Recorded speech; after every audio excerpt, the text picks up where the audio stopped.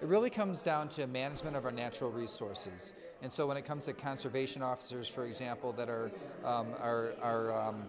deployed all across our state, during the downtimes of the last decade, that the state has had to scale back on a lot of those types of services. But if you look around, I mean, just the amount that we rely on in terms of the overall economy of Michigan because of our natural resources, be they water or hunting or the winter sports and so forth, that all these things that happen across our state, that all of that requires an amount of support that comes from the users. And we want to have top-notch services available in our state, and we want to have the most not just diverse efforts that are available in our state, but then also to have the most sustainable system as well. So we're very dedicated to making that happen. I think overall the costs, and some people won't be impacted much at all, and others, depending on how much they use, might be impacted. But the services that you get and the quality of the experience in Michigan should be improved because of it.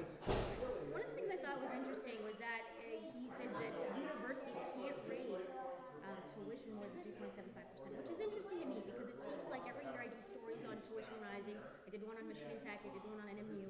They keep rising every year. So that seems, I think, is interesting. Is there a reason why he decided that?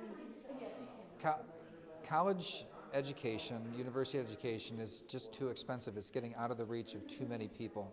And that is so much of what determines somebody's success in the future. And so what the state has done is said that we do have support. We have increases that we can provide to universities. However, if the university accepts the increase that we're giving them, they have to agree to maintain an inflationary cap on their tuition increases. And so if they choose to increase beyond that, they lose state support. If they choose to increase at or below the inflationary cap that is set, then they will get the state support. And that's just one of the ways that we're trying to encourage a more effective or a more affordable system to go along with our effective university services around the state. Okay. Another thing that Governor Snyder did was enhancing the business ties with Israel, which is really interesting. I don't think a lot of people, maybe not up here, are really thinking that's even going on. Why even bother? I know it's going well, but why enhance these ties? Just to give you one example of an area that we've had some success between Israel and Michigan is in pharmaceutical development. And so there's a very strong pharmaceutical industry here in Michigan that story doesn't get told often, but some of the technology transfers back and forth really help to strengthen us and strengthen them. And so as we look at these opportunities, how can we partner around the world and benefit from globalization instead of being a victim of it as we had been over the course of the last generation?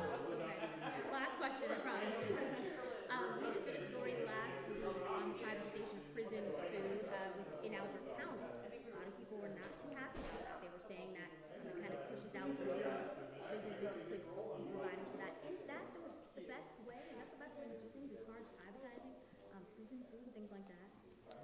The cost of housing our inmates is just too high. What happens is that we take $2 billion every year away from other government services, like maybe mental health services, maybe law enforcement service more generally on the street, or education and so forth, because so much of our general fund dollars are taken up with prison services. So we have to find a way to provide the most effective, cost-effective services available while still keeping our citizens safe. And so that was one of the areas that the legislature had asked us to send out for bid, and of course we complied as it was part of last year's budget process.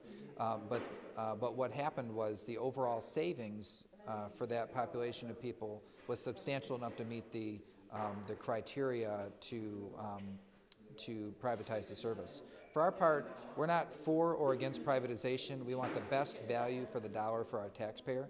And in this case, they were able to save bigger than the 5% threshold that was required. And in that case, it meant that the services would be handled by a private company. Okay.